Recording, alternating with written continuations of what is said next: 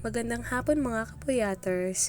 In Waray or ni Norte Samornon, maupay nga kulop sa iyo tanan mga kapuyaters. It's me again, your Ate Jel. And here's another video sa mga nag-request na mag-daily vlog daw ako. Ngayong hapon pala mga kapuyaters ay pupunta tayo sa palengke upang bumili ng ulam at prutas. This is part of our routine every afternoon. Mauna ini an amo exercise daily, kay naka-work from home man kami parehas.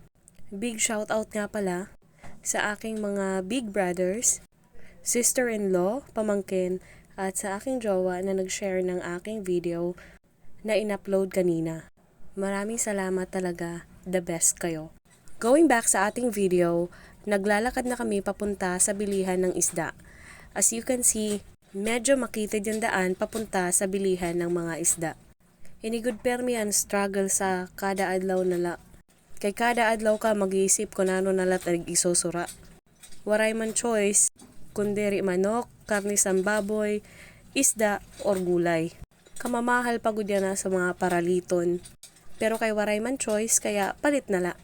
Kung nadiri ka mag-igsura asin. At napili nga namin bilhin yung tambakol at napagpasyahan namin na ito ay gagataan. Sinabi na rin namin kay ate na linisan na lang at hiwain ng 4 na peraso.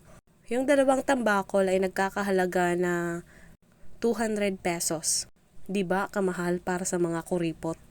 Syempre, after na linisan yung isda ay kailangan na rin nating magbayad.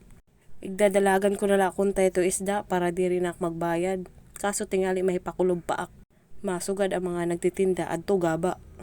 Kidding aside, after bumili ng isda ay bumili na rin kami ng sile at iba pang condiments na kailangan para sa pagluluto ng ginataang tambakol.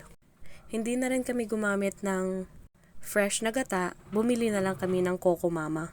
O dere na sponsor, napansin ko luwat na kagmamahal pa yan sa kilos ang bugas. Maupay la kay may da na ngayon tag 34 pesos. Sa tugod kay pinakabarato 45 pesos. Makaluluoy gad ito mga naghahanap buhay nga diri man darako ang kinikita. Pero kay sigila habang nabubuhay, laban ta. After namin bumili ng condiments ay diretso na kami bumili dito ng prutas kay ate.